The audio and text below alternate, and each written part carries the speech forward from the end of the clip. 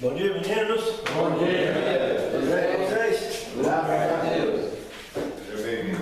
Obrigado. É um prazer estar aqui com vocês. Igualmente. Meu pai ontem me falou que era para mim vir aqui cumprir com a missão hoje, junto com vocês. Sim. E é uma alegria para mim sempre aqui participar com vocês. Ok? Amém.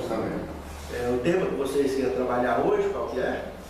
Hoje, como o dia é focado na ressurreição de Jesus Cristo, então se fosse, seria interessante, né?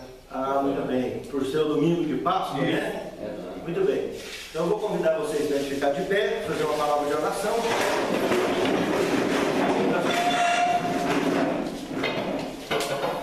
Santo Deus, te agradecemos por esse privilégio, Senhor, de sermos chamados teus filhos e principalmente podermos abrir a tua palavra com vida e com saúde e poder estudar. Nos abençoe, prepare-nos para o teu reino, é o que te pedimos, agradecidos em nome de Jesus. Amém. Amém.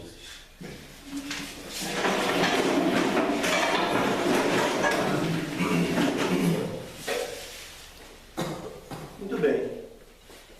O termo que vocês querem abordar, que é a ressurreição de Cristo, está intimamente relacionado com a questão da Páscoa. O que trata a questão de Páscoa? A primeira coisa que nós devemos abordar é que essa palavra Páscoa, olhando o derivado antigo, olhando a expressão antiga do hebraico, Pashá, no inglês é Passover. Veja bem, a palavra Pashá quer dizer omissão.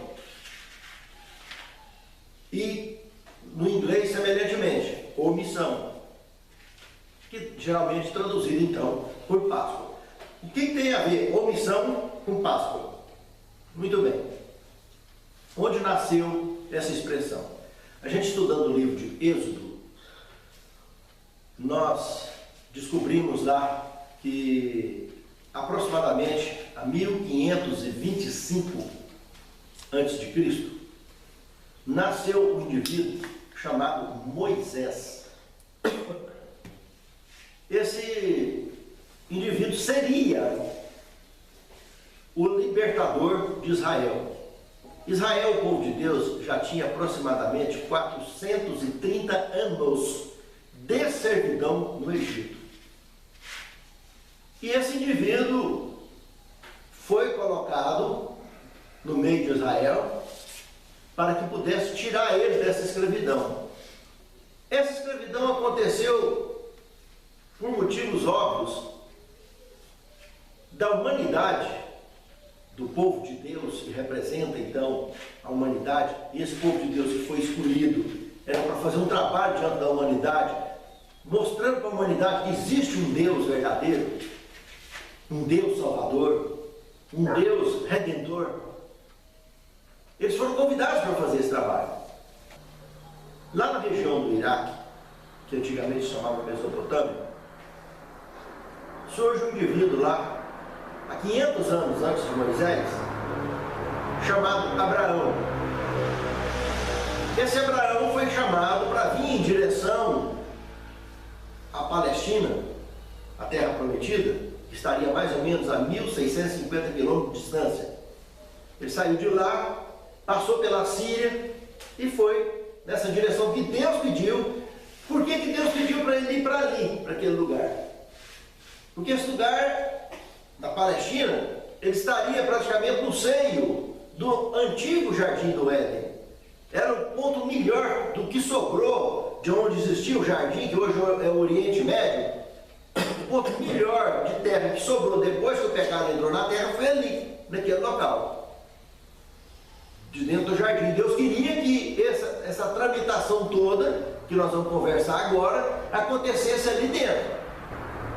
Até no desfecho da história do conflito, essa região vai estar envolvida, como nós vimos lá no Apocalipse, a batalha do Armagedon, que todo mundo conhece, lá no Apocalipse. Então tem uma relação muito grande. E olhando lá no livro de Zacarias também, no capítulo 12, verso 4, lá está mostrando que o Monte das Oliveiras, que está ali nessa região, quando a cidade santa for descer do céu para cá, ele vai partir no meio, a metade vai em direção ao norte, a outra metade vai em direção ao sul. Vai se tornar um grande vale, a cidade vai descer ali. Então tem todo um contexto essa região da Palestina com esse assunto. Então presta atenção o que aconteceu. Abraão passa pela Síria e deixa o servo Jó. Todos conhecem a história de Jó, o primeiro discípulo registrado na Bíblia de Abraão, discípulo da fé. E vai para a Palestina. Chega lá na Palestina, para habitar ali naquela região, etc., ele começa a comprar terras ali, que ele é um homem muito rico. Desde que ele saiu de lá, saiu com milhares de funcionários, saiu atendendo realmente o chamado de Deus para uma obra especial. Ele seria o progenitor da raça hebreia, que por sua vez, essa raça hebreia acabaria por se tornar base das principais 3 maiores religiões do planeta Terra, que seria o judaísmo, o cristianismo e o islamismo. As 3 maiores religiões do planeta Terra, que se daria dessa base da estrutura hebraica. E o que é importante dessa estrutura toda aí, tanto o islamismo quanto o judaísmo, ficou apenas como um fato histórico importante. Mas a parte estrutural, teológica e de relação com Deus, é o cristianismo. Porque vincula o serviço feito por Cristo no Calvário, que nós vamos entrar nele daqui um pouquinho. Então, quando ele entra ali e compra terras ali naquela região, etc., quando começou as crises naquela região, crise de seca, uma série de problemas que começou, a descendência dele começou a desestruturar. O próprio Abraão maquiou e acabou descendo para o Egito.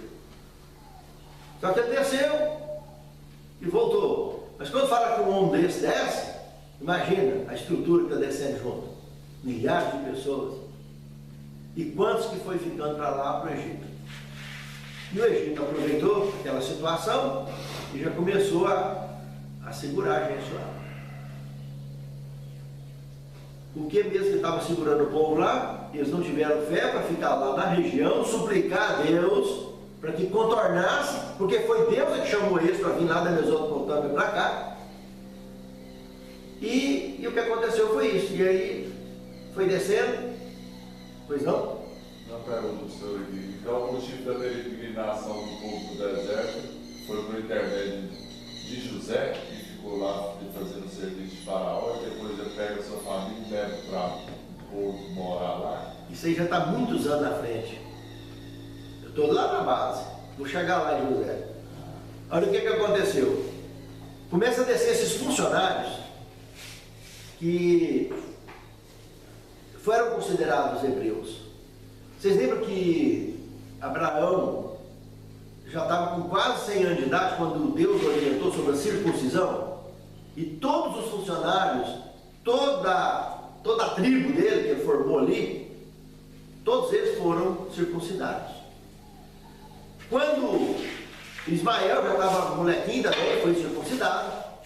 E quando Isaac nasceu, algum tempo depois, Isaac já nasceu no 8º dia como orientado, já seria dali para frente, no 8º dia, sempre circuncidado, todo filho macho, todo homenzinho que nascesse na descendência do povo de Deus, até nos dias de Cristo. Isso se mudaria lá, nos dias de Cristo. O batismo viria e substituiria esse ritual que também nós vamos comentar. Olha o que acontece. Esses indivíduos, quando começaram a descer para lá, já eram todos circuncidados.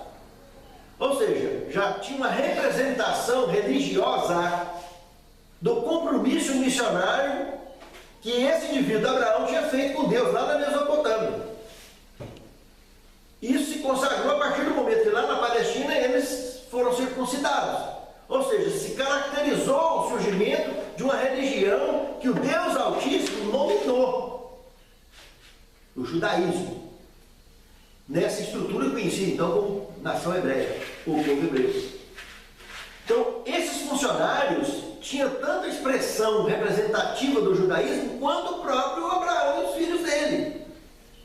Porque diante de Deus não é uma semente genética que considera filho ou não filho de Deus, mas é quem aceita a sua palavra. Então esse povo começou a descer para lá. E o Egito viu que era um número grande e começou a segurar a gente lá. Aí começou a escravidão. Depois de muitos anos de escravidão egípcia, aí vem então, Abraão gerou Isaac, Isaac gerou Jacó, Jacó teve 12 filhos, aí se organizou 12 tribos, conhecido então como 12 tribos de Israel, ou as 12 tribos hebreias. Os hebreus então eram também conhecidos por israelitas. Por que israelita? Porque Jacó, o outro nome que ele tinha era Israel. Ele foi também chamado de Israel. Entende? Então, essas 12 tribos, dessas 12 tribos, continuou descendo gente, dessas 12 tribos, que não diretamente os seus filhos, e se agregando, e ficando no Egito. Mas na realidade o que eles estavam entendendo no início como uma oportunidade de vida, de trabalho, de sustento, algo gostoso e bacana, mas eles estavam na realidade sendo escravizados. Aí chega então os dias de José, vocês conhecem a história, e aí começa o problema a ser agravado. José nasce como um cara com dons especiais, com talentos especiais. Ele tinha o dom de revelação, além de ter uma enorme sabedoria em toda a cultura daquela época, o que ele teve acesso e desenvolveu. O próprio pai ensinou ele a escrever, a ler e escrever, nas línguas daquela região, daquela cultura. E os irmãos dele acabaram por enciumar dele. E vocês conhecem a história. Venderam ele para os comerciantes maioristas, que era um comerciante de escravo, que desceu com José e a sua turma todinha, que catou José, colocou junto com os outros escravos e levou. E vendeu ele lá no Egito. E lá no Egito ele acabou se tornando governador do Egito. Mas não era só os hebreus que eram escravizados. Os egípcios escravizavam, os egípcios dominavam o mundo daquela época. Era a nação, era a potência do mundo naquela época. Então todo mundo que eles pegavam, que eles conseguiam ganhar batalha, etc., trazia e colocava como escravo. O Israel, na realidade, estava tentando procurar uma vida melhor. Hoje, por exemplo, as pessoas não têm essa fantasia de ir para os Estados Unidos, etc. Aí chega lá, começa a fazer limpeza em pessoas idosas, pessoas doentes, começa a trabalhar de servente, gente que nunca na vida pegou num cabo de enxada para nada, começa a fazer massa de cimento, começa a fazer isso, fazer aquilo, aí ele começa a trabalhar, a hora que ele vai se dar conta, ele está dormindo 2, 3 horas por noite, vai pegar para ter 2, 3 serviços diferentes, mas trabalhando igual um doido. Se ele fizer isso aqui no Brasil, onde ele está, ele vai conseguir fazer as coisas também. E é a mesma coisa que ele está fazendo, ele pode fazer aqui. Agora você vai falar, o dinheiro aqui não tem o valor que tem lá. Não, tudo bem. Mas por causa do dinheiro, vai e faz isso. Aí está o X da questão. Eles desceram para lá e tinha, então não faltava comida, não faltava nada. E de lá para lá estava uma crise danada. Aí a notícia é corrente, que a coisa lá é melhor, porque lá é uma grande nação, lá as coisas tem de tudo, etc.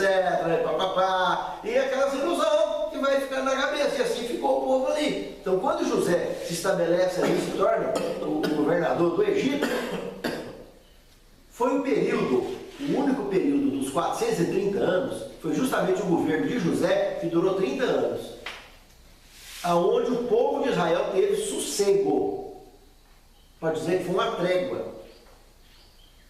Mas Moisés ainda ia sair lá na frente, lá no final. 100 e tantos anos depois. E olha o que aconteceu. Quando os outros filhos de Jacó, resolvem descer por causa de crise de novo. Olha, o mesmo problema que Abraão enfrentou lá atrás, Isaac enfrentou também. E teve esse negócio de todos eles de descer para o Egito. Na história de todos eles. E não pararam. Essa história ia se repetindo. Agora, nos dias de José, que eles estavam dando por morto José, o pai não tinha noção, o filho estava vivo mais, os outros irmãos, os outros 11 descem para lá também. E acabou conhecendo a história real do que aconteceu com o irmão deles que eles tinham despachado. Ele estava lá. Aí Jacó resolve descer com a família toda, com todo mundo. Aí o que aconteceu com as terras que havia sido comprado por Abraão, por Isaac, Jacó, o patrimônio que eles adquiriram lá ficou abandonado. E os 430 anos se fechou, outros povos invadiram aquela região lá e tomou conta. Ou seja, um patrimônio enorme perdido. Aí Moisés então nasce, aonde Deus usa esse indivíduo para tirar o povo do Egito. O faraó que criou Moisés, na realidade quem criou ele foi a filha do faraó, mas o faraó então, que era o patriarca dessa família e o rei daquela época, que dominava com mão de ferro essa potência mundial, quando Moisés, já próximo dos seus 40 anos de idade, descobriu as suas origens, ele começou a se aproximar dos hebreus.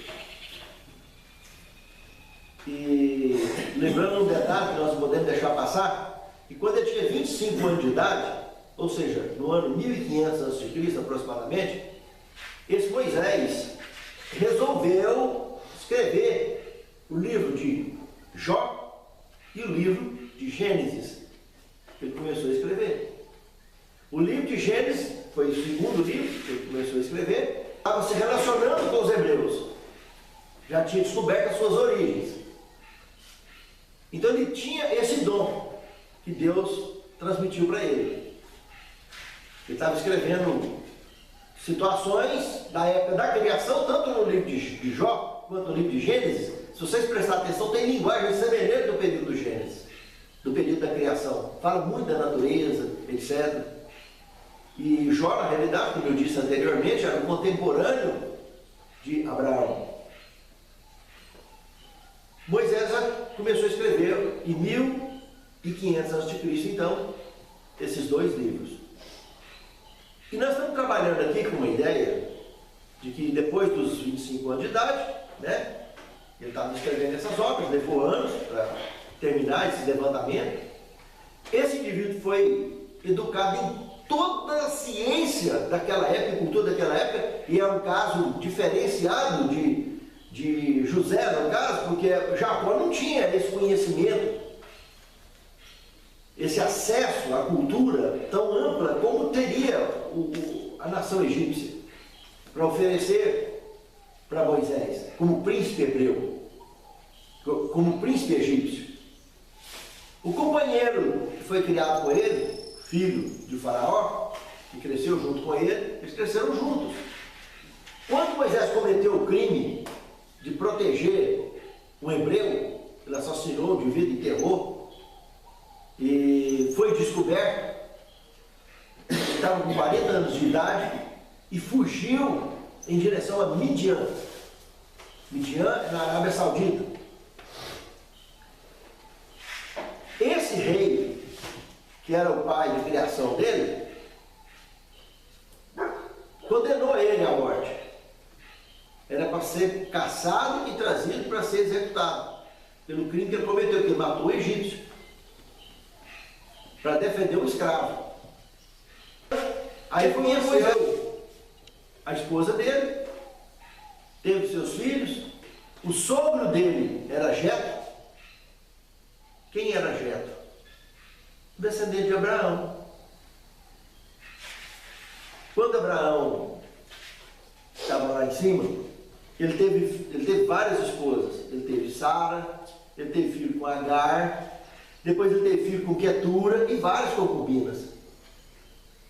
O mundo, de um modo geral, religioso, costuma ignorar, ou passar por cima, ou não ver, por querer ou sem querer, essa história, essa parte da história de Abraão, que foi real. E quando Deus falou que na sua descendência seria bendita todas as nações da terra, ele não está falando apenas em uma descendência.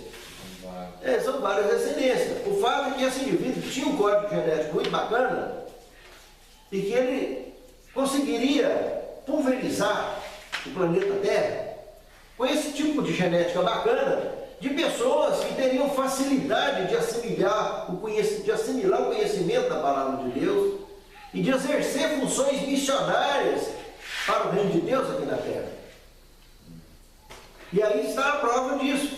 E Jetro, descendente de Abraão, que estava ali naquela região, que acreditava no Deus Altíssimo, ensinava sobre o Deus Altíssimo, só não ensinava um detalhe, que ele não tinha aprendido, a circuncisão.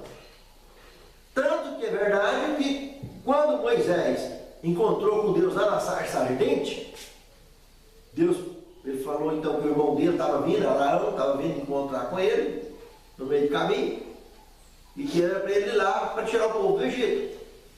E Deus deu poder para ele fazer esse trabalho, e ele que pediu para Arão ir com ele, porque ele não era bom com as palavras. Nesse momento ele se dizia até gago, porque ele sabia de frente de quem que ele ia enfrentar. E Deus falou: não, esse faraó que você está preocupado, esse cara já morreu. Quem está lá é o seu irmão de criação, ele é que é o faraó. Não, mas mesmo assim, então deixa Arão ir, porque Arão ele é bom com as palavras. E Deus concordou com ele, tudo bem, e foi. E no caminho, na trajetória, que a mulher dele estava indo junto com os filhos, aconteceu um cenário muito curioso. Moisés, ele tinha sido circuncidado porque foi criado com os pais dele, até molequinho. Depois que ele ficou molequinho, a própria mãe, ele ia no Egito, ele ia lá no palácio, sempre a mãe, Joquebede, ia lá dar mamar para ele, e ele cresceu. E por fim a mulher viu que era mais importante, a filha de Faraó, o menino ter ficado com a mãe lá, na hora que ele tiver maiorzinho já trazer e entregar. Mas até então todo mundo pensando que aquela mulher era a ama de leite dele, e que jamais imaginava que era a mãe dele. Então ele foi criado pela mãe, foi educado pela mãe, foi circuncidado, tudo direitinho. Quando ele foi encontrado lá no cestinho, ele já estava circuncidado. Os pais circuncidados, que eles praticavam a religião hebraica. Então Moisés sabia do significado da circuncisão. Então quando ele saiu lá do Egito, ele tinha que circuncidar o menino dele, não circuncidou. Aí Deus deu uma lição dura nele lá no meio, ia matar ele. Assim, a impressão que Deus ia executar Moisés. E aí, a mulher dele, que entendeu a situação toda, foi lá, fez uma faca de pedra, foi lá e circuncidou o menino. E daqui, seu marido sangrento, seu marido sanguinarês, você queria estar aqui. Mas foi para ela fazer isso, o menino sarou, o Moisés sarou. Acabou o problema. Só que aí, nesse choque grande, que ela sentiu o peso da responsabilidade de fazer as coisas para Deus. A missão de Deus não é brincadeira, não pode brincar de servir a Deus. E tem gente que acha que pode brincar e leva as coisas de Deus em brincadeira. Aí ela sentiu o peso, falou: não, vou voltar para trás, vou ficar lá no meu pai te esperando. Aí ela volta para Midian, no meio do caminho, voltou ela com os meninos e seguiu Moisés sozinho, encontrou com Arão e os dois entraram. Aí chega então no ponto que vocês abordaram, a questão da Páscoa. Moisés e Arão vai diante de Faraó e pede para tirar o povo do Egito. Faraó achou uma piada aquilo, porque ele se tornou muito mais arrogante do que o pai, que era violento. O pai tinha mandado, foi o pai dele, desse indivíduo, que tinha mandado matar os meninos abaixo de 2 anos, porque por trás disso estava Satanás, que ficou confuso se aquele não era realmente o Filho de Deus que já estava vindo. Então vão matar ele. Então mandou matar os meninos abaixo de 2 anos. Era para pegar as crianças e jogar no Nilo, para eliminar a possibilidade do Filho de Deus estar nascendo ali naquele tempo. Nos dias de Herodes, 1500 anos mais tarde, não fez a mesma coisa? Mandou matar os meninos abaixo de 2 anos? Mesma coisa. Só que lá era Jesus mesmo, já era o Filho de Deus. Mas ali atrás não, era o libertador só do povo hebreu. E Satanás estava em dúvida nessa questão. Todo jeito para garantir, ele instigou o faraó velho a fazer o que fez. E Moisés foi poupado. E agora, então, diante do filho, o filho era muito mais arrogante do que o pai. A grande chave é que ele era amigo demais de Moisés. Então ele tolerou mais tempo os desafios de Moisés, entre aspas, né? Porque o desafio na realidade foi de Deus. Foi Deus que está dizendo: olha, se você não deixar eu tirar meu povo daí, eu vou mandar para você pragas. Ah, então manda. Quem que esse Deus está pensando que é? Aí começou a sequência de pragas. Foram 10 pragas, uma atrás da outra. Na última é que acontece a história da Páscoa. Na última, Deus orienta a nação hebraica, orienta eles a que eles sacrificassem um cordeiro para uma família inteira, e se a família fosse pequena para aquele cordeiro, que juntasse famílias para comer aquele cordeiro, que era para consumir com ervas amargas e pães ázimos, sem fermento, durante essa celebração então chamada de Páscoa.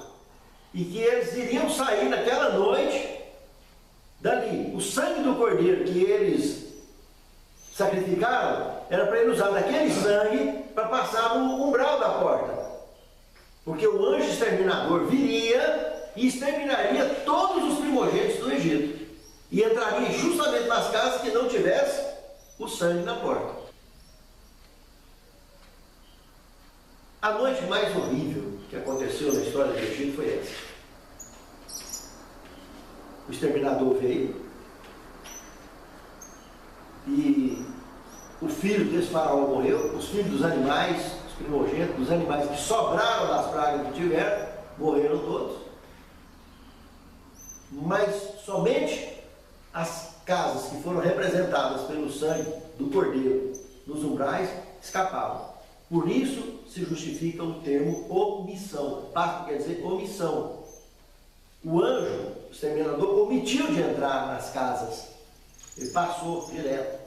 Entrou nas casas que não tinha. Ele não omitiu a entrada na casa dos que não tinham o sangue na porta. Por isso que mais tarde, quando João Batista, primo de Jesus, 1500 anos mais tarde, estava lá pregando no deserto da Judéia, lá na margem do Jordão, batizando as pessoas, quando ele viu Jesus, ele apontou o dedo e disse: eis o Cordeiro de Deus que tira o pecado do mundo. Quando ele apontou para isso, ele estava mostrando o Cordeiro que, de fato, quando ele morresse, ele resolveria o problema do pecado de uma só vez.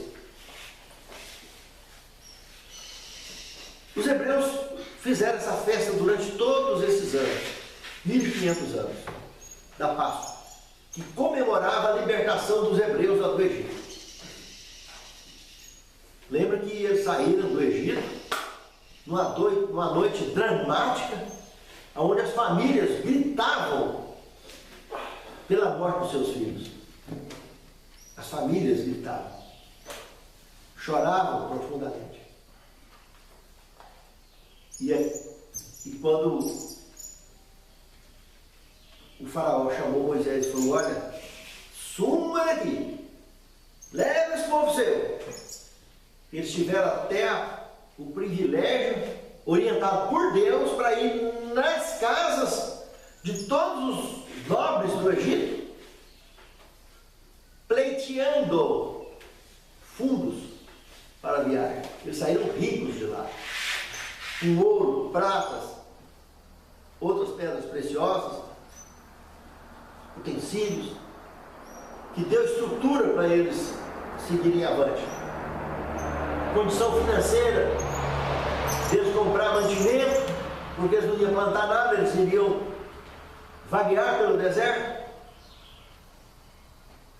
E essa estrutura que manteria eles durante o êxodo, até eles começarem a ganhar batalhas, aprender a guerrear e a invadir outras regiões, agora que eles começassem a tomar regiões de pessoas que se obstruíam no seu caminho, que não queriam deixar eles seguir avante ou que quisessem atacá-los, principalmente lá na Terra Prometida. Então, quando eles voltassem para lá, para reaver o que era deles de fato. E que quem tomou essa terra lá na época foi passando de descendência em descendência, que aquilo ali foi um dia foi tomado, porque teria sido hipoteticamente abandonado. E agora eles estavam voltando para reaver o que era deles. Na realidade, veja bem, em poucos meses, era para eles estar como estariam lá no local da Terra Prometida, e era para chegar lá dentro de Jericó, invadir e tomar. Isso é que era para ser feito. Aí Israel achou por bem, as lideranças hebraicas dos 12 tribos, achou por bem sugerir para Deus uma estratégia militar mais apropriada. Olha como é que a situação é problemática. O ser humano quer sempre dar um jeitinho, quer sempre dar uma ajudinha para Deus. Né? Verdade. Deus é Deus. Nós estamos falando de um ser que, quando a gente olha aqui escrito no princípio, criou o Senhor Deus os céus, no plural, e a terra, no singular. Essa terra era sem forma e vazia. Havia trevas sobre a face do abismo, e o Espírito do Senhor movia sobre a face das águas. Quando nós ouvimos esse texto aqui, a gente fica meio vago, né? Meio viajando. Mas quando fala que no princípio, esse princípio, da eternidade, está falando de eternidade. Ele criou os céus, plural. Está falando de mundos, está falando de universo, irmãos. Presta atenção. Essa terra, esse planetinho nosso, era só um monte de terra amassado, envolto numa bolha d'água gigante no espaço, que não tinha nada, sem forma aí, e vazia. E Deus estava criando céus. Uma bela ocasião, Deus chega aqui nessa terra sem forma e vazia. Do verso 3 do capítulo 1 de Gênesis em diante, começa a semana da criação e deu forma a esse planeta. Aí vocês prestem atenção. Só no quarto dia que foi criado o sol. E como que ele disse no primeiro dia? Foi tarde amanhã e primeiro dia. Foi tarde amanhã, segundo dia. Foi tarde amanhã, terceiro dia. Aí quando deu o sol, tarde amanhã e quarto dia. Então que dia era esse? Que luz era esse? Que no primeiro dia haja...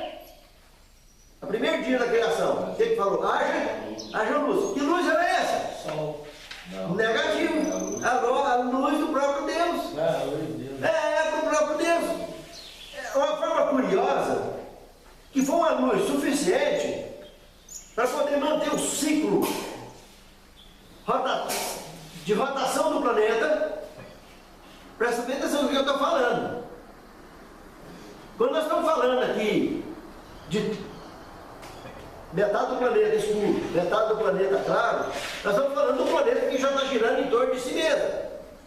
No quarto dia, o Sol, que é milhões e milhões de vezes maior do que a Terra, só para a gente ter uma noção, o Sol, você pega uma melancia maior que você puder imaginar e coloca aqui em cima dessa mesa. E a Terra, você pega uma jabuticaba e coloca do lado. Esse é o tamanho da Terra comparado com o Sol. Vocês estão entendendo o que eu estou falando? Quando Deus falou haja luz, que padrão de potência de luz que nós estamos falando? Para manter a mesma estrutura que o Sol consegue manter no planeta Terra. E nós estamos falando que em volta desse Sol não tem só o planeta Terra.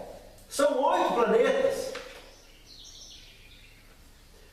Esses planetas que estão em volta desse Solzinho aqui, esse Solzinho é o menor Sol, que no envolvimento mais amplo, ele pertence à constelação das Pleiades. No conceito mais amplo, da ótica científica, da astronomia atual, o Sol não pertence a nenhuma constelação, é isolado. Mas no sentido maior, esse Sol nosso, lá em Jó capítulo 38, está falando bem claro que tem a constelação das Pleiades, a constelação de Órion e a constelação da Ursa. 7 estrelas. 7 estrelas. Quando ele fala desses 7 estrelas, ele está falando de outros 7 que existe além do nosso. Com o nosso fica 8. E o óleo, no caso? Órion está acima. 300 anos-luz, é pertinho, dá para ir a pé, daqui da Terra. Órion, está 300 anos-luz aqui. Bom, o nosso Sol é pertinho. Pertinho mesmo. Gasta 8 minutos na velocidade da luz, né? 300 km por segundo. Para a luz vir de lá e bater aqui na Terra. É pertinho. Agora, daqui lá em Órion, já é outra constelação, está à parte, está no sentido do Oriente mesmo. Essa aí gasta 300 anos-luz. Um ano-luz é o período que a luz leva para percorrer durante um ano a 300 km por segundo. São 9,5 trilhões de quilômetros. Tá? Essa constelação toda das Pleiades que nós estamos falando, envolve esses 7 estrelas. Todos esses sóis com seus planetas giram em torno do Sol maior, chamado Alcione, que é 25% maior do que o nosso Sol. Todo o universo gira em torno do terceiro céu, porque Cristo disse: eu sou o caminho, a verdade e a vida. Todo o universo gira em torno dele. A vida emana dele. Por isso que lá no Apocalipse, no capítulo 21 e no capítulo 22, junto, mostrando sobre o novo céu e a nova terra, está mostrando que esse planeta aqui não vai precisar mais de Sol e nem da Lua, que não vai influenciar nele. Lógico, porque vai ser retirado do seu eixo e todo o universo vai passar aqui, vai se tornar o terceiro céu, vai passar a girar em torno dele. Porque dele emana toda a vida. E ele vai morar aqui no capítulo 21 de Apocalipse, no versículo 1 ao verso 5. E lá no Apocalipse, capítulo 1, verso 5, está falando que Cristo é o primogênito dos mortos. Jesus começa a conversar com Nicodemos, no capítulo 3 do Evangelho de João. Nicodemos vai visitar Jesus. Se vocês quiserem olhar aí no capítulo 3 do Evangelho de São João, havia entre capítulo 3 do Evangelho de São João. Vai lá para vocês acompanhar. 1294. 3. Olha aqui. Capítulo 3, versículo 1 em diante. Aí está dizendo o seguinte: havia entre os fariseus um homem chamado Nicodemos. Esse foi ter de noite com Jesus e disse-lhe: Rabi, bem sabemos que és mestre vindo de Deus, porque ninguém pode fazer esses sinais que tu fazes se Deus não for com ele. Aí Nicodemos respondeu para ele e disse. Aí Jesus respondeu para ele e disse: na verdade te digo que aquele que não nascer de novo não pode entrar no reino dos céus. Irmãos, esse cara tomou um susto tão grande na vida dele, esse Nicodemos. Ele foi lá em Jesus, porque ele queria saber o que tinha acontecido sobre esse batismo que João Batista estava ensinando lá no Jordão. Se aquilo é certo, se não é. E João Batista batia duro nesses fariseus quando ele chegava lá, chamando eles até de raça de víbora. Mas mostrando para eles que eles tinham que nascer de novo, ser sepultado nas águas, para nascer nova criatura. Que essa simbologia substituiria de fato a circuncisão, que antigamente era feito só em homem, e agora o batismo era para ser feito em todo mundo, homem e mulher, é para cobrir de forma ampla, e tem um significado direto com a missão de Cristo no Calvário, que envolveria a Páscoa. Por que a Páscoa? A Páscoa representou a saída dos hebreus lá do Egito, e na realidade o que Cristo substituiu dessa celebração pascual chamada Santa Ceia simboliza o sacrifício dele na cruz do Calvário, que nos liberta definitivamente do pecado, da escravidão do pecado que escraviza. Então ele foi lá para saber isso de Jesus, e Jesus respondeu para ele sem ele perguntar. Ele assustou demais.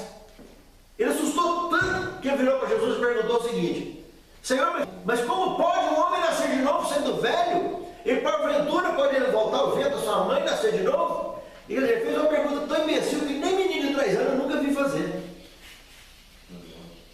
Jesus falou, teve paciência com ele, tranquilo, falou: olha, na verdade te digo, quem não nascer de novo, nem da água nem do Espírito, não pode nem ver o reino do céu, quanto menos entrar. E eu vou te falar mais. O que é nascido da água é água, o que é nascido da carne é carne. Ele está mostrando o tanto que é importante ter essa noção. Ele tá, em poucas e boas, está falando que o batismo representa, na realidade, a marca de uma nova etapa na vida das pessoas que conheceram o Cristo verdadeiro e o seu sacrifício. Que a carne é normal, tudo que é da carne é carne. Mas o que é nascido do Espírito é uma marca diferente, porque aqui aparece uma tal de conversão.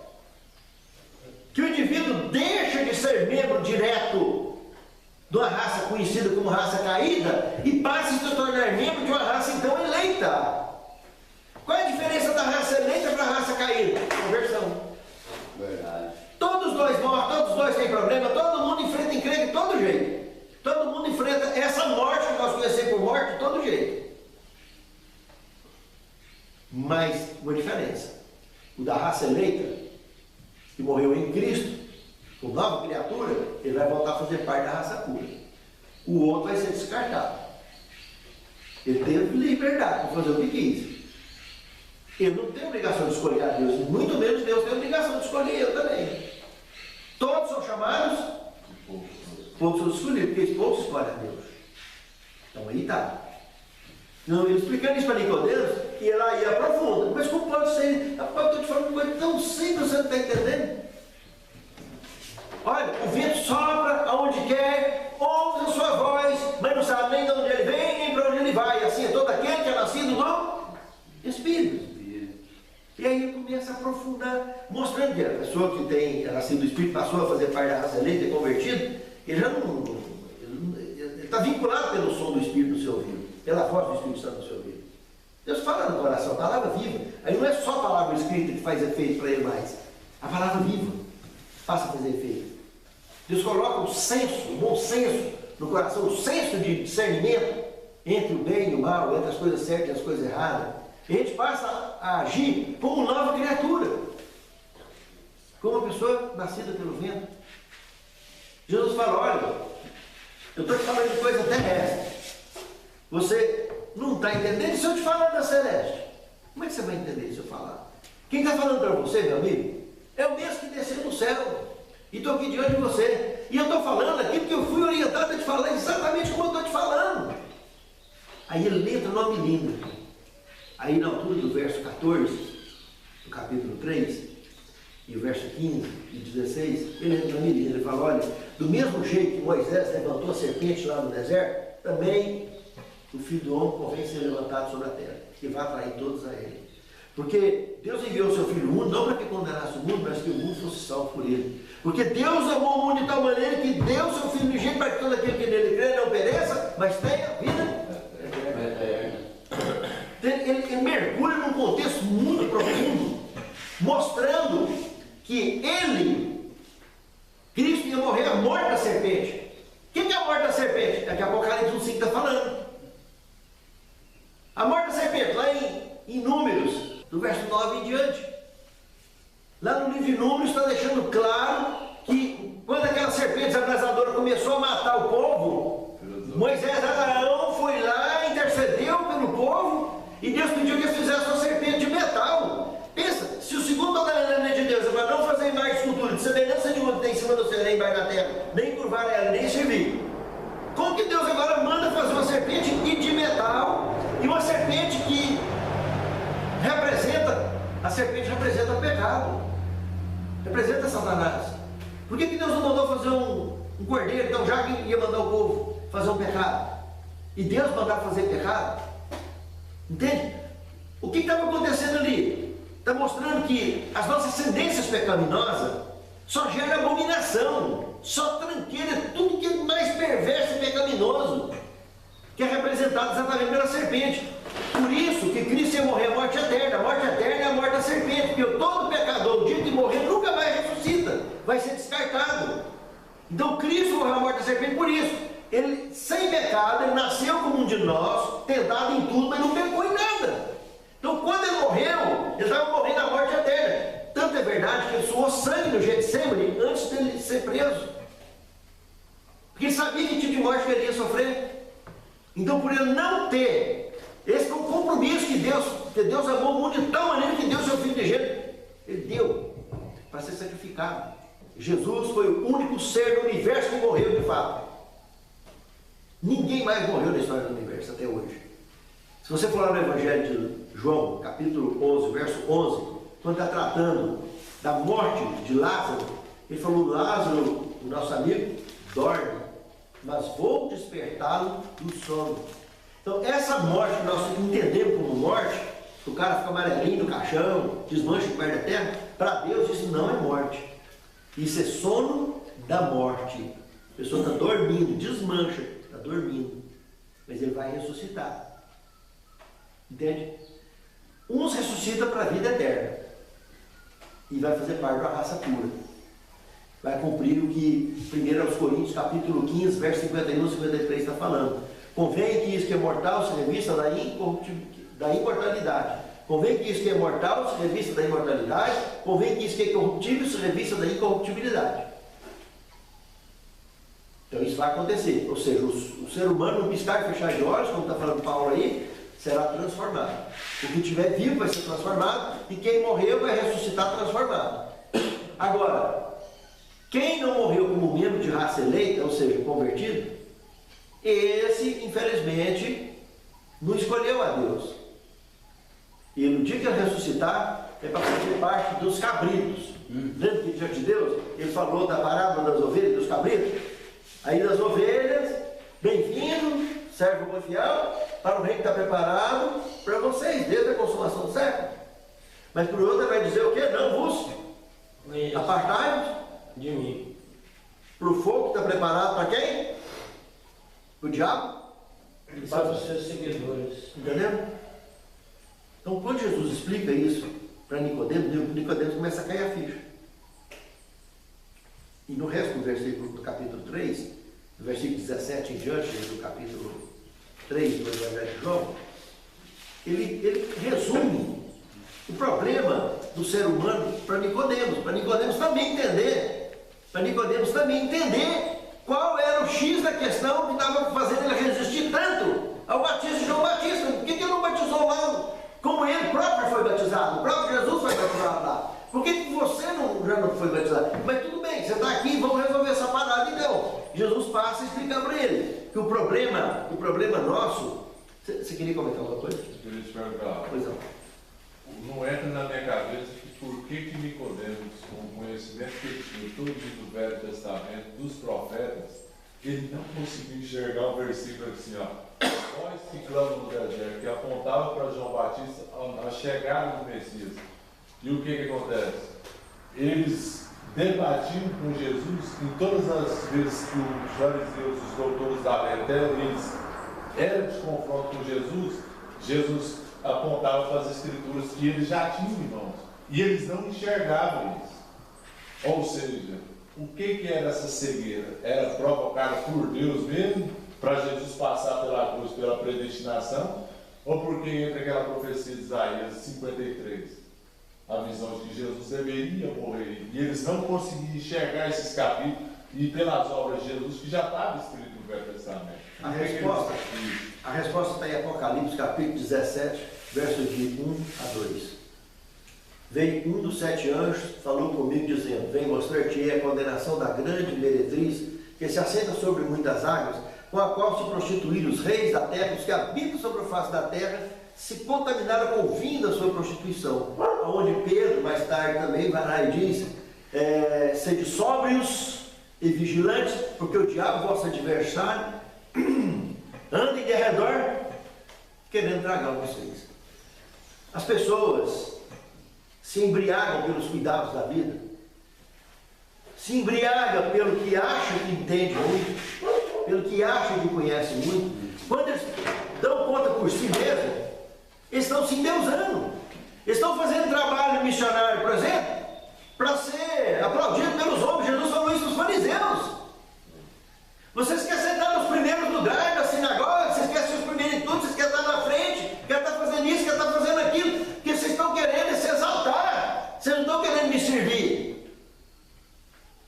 E esse conhecimento próprio, estribar no conhecimento mortal que é o nosso, isso fede, isso é podre. Aí essa embriaguez babilônica da meretriz que Apocalipse está falando, é justamente o que acontece com os religiosos do mundo inteiro. Hoje, todas as religiões, tem gente embriagada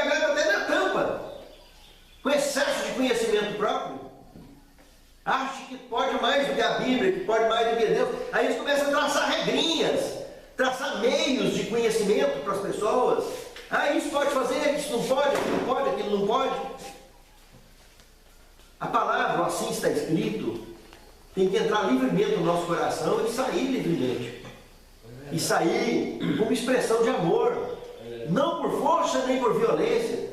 Então, os fariseus, Jesus falou para eles: olha, vocês viajam o mundo inteiro para fazer um seguidor, fazer um projeto, mas vocês põem tanto peso nas costas dele que nem com o dedinho vocês querem carregar. E vai fazer eles mais perdidos do inferno que vocês mesmos.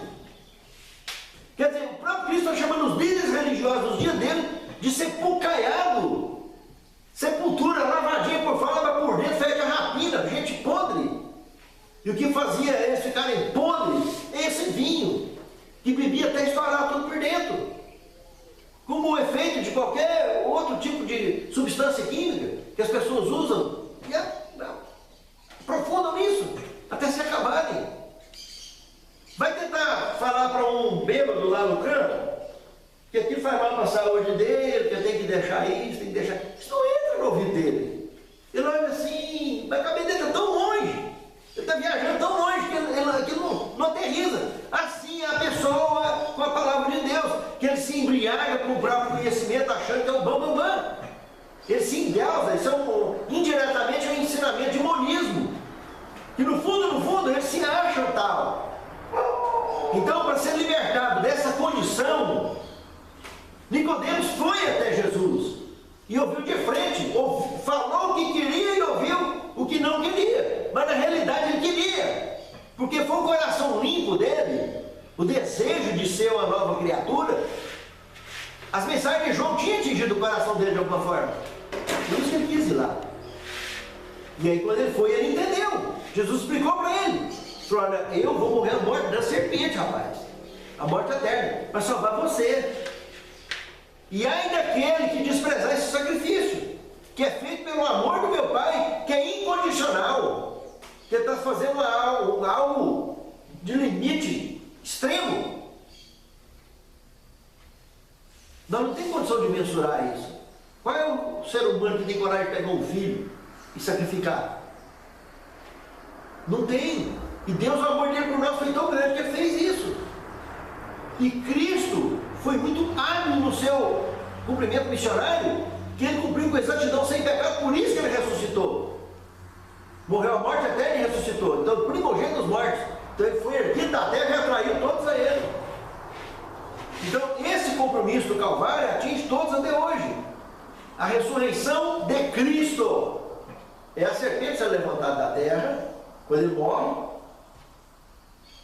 foi sepultado como qualquer outro defunto, e quando ele sai da ressurreição, ele atrai todos, até hoje. Ele apareceu para os 12, apareceu para as mulheres, apareceu para mais de 500 pessoas, ele apareceu para Paulo especificamente, Paulo conhecido também como Saulo de Tarso. E quantas experiências nós, na nossa vida, nós temos para contar de relacionamento com esse Cristo maravilhoso. Então, esse trabalho feito no Calvário, a missão de Cristo, foi um êxito tremendo. Então, quando ele estabeleceu a Santa Ceia, cada vez que a gente celebra a Santa Ceia, exatamente tem esse propósito: lava os pés uns dos outros, como ele lavou os pés do próprio Judas, tentando consertar aquele indivíduo, mas não teve jeito. Ele próprio não conseguiu, dos 12 levou os 12. Judas ficou perdido. Teve que chamar Matias mais tarde para substituir ele. E a problemática é a mesma de hoje. Então, quando nós passamos por uma festa como essa, a Páscoa, é apenas para ter essa lembrança. A libertação do pecado. O propósito que nós temos quando acontece a Páscoa, nós não celebramos ela porque a celebração foi lá no Calvário, no seu verdadeiro sentido. Por isso que nós não celebramos, os cristãos não celebramos. E a Santa Ceia é apenas uma simbologia que representa toda essa estrutura da humildade e do sacrifício de Cristo. E que um dia nós vamos participar juntos no seu reino, como ele mesmo prometeu. Glória a Deus. Que Deus abençoe a mim, a você, meu querido irmão, minha querida irmã. Que esse momento que nós passamos juntos seja para a honra e glória de Deus e crescimento nosso na sua graça. Em nome de Jesus. Amém. Vamos fazer uma oração para encerrar?